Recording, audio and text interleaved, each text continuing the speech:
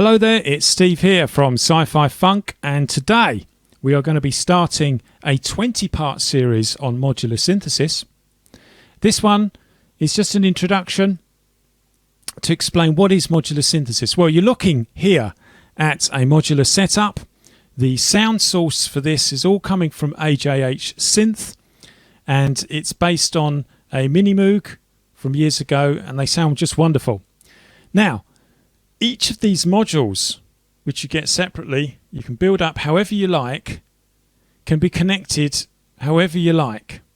Contrast that with a traditional synth. This one here is the control panel to a Roland MKS 70 from the mid-80s. At the top here you have controls relating to oscillator 1, oscillator 2, and down here you've got the LFO. I know this doesn't mean anything to you yet, maybe, but just to let you know, the distinct sections: envelope 1, envelope 2, the filter, the amplifier, and a mixer.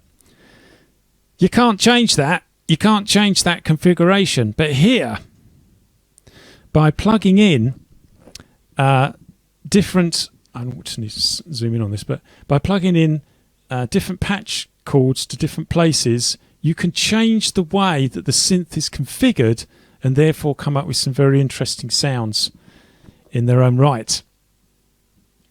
So I just want to very briefly now run through the various components. We'll come onto these in much more detail as the series progresses, but you've got oscillators, VCOs, voltage controlled oscillators, and they will produce the raw sound for you to shape.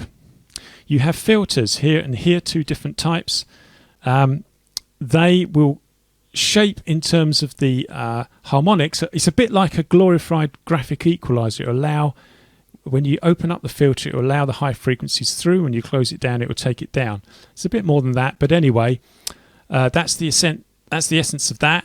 And then you've got envelopes here, rather like you saw the ADSRs. This particular one has an ADSD configuration, which I'll explain later, but it opens and closes over time whatever it's connected to. So if it's connected to amplitude, you'll hear it and it will fade away.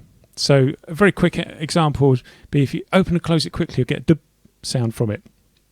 You can apply that to the filter and to other things. And then on the end here, you've got the voltage controlled amplifier, VCA, which basically is a bit like a mini mixer, but it does more than that. And again, we'll cover that in detail.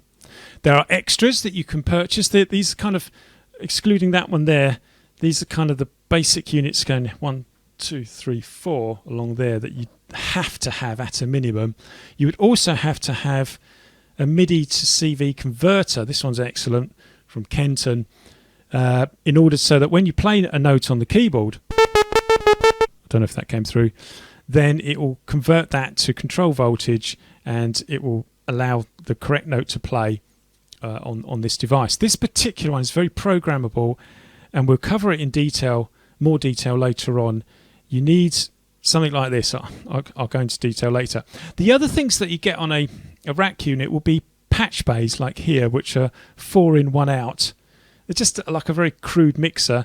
Plus you can get your own mixers, and also AJH SYNTH do a combined thing, which is a mixer sub bass where you've got it's a kind of better than a square wave sub oscillators, 1 octave and 2 octave down to really fill out the sound, and it has a ring mod in it as well. We'll all come on to all of this later in the series, but please like the video if you're enjoying the concept of this series, and I'll get back to you next time with more on modular synthesis.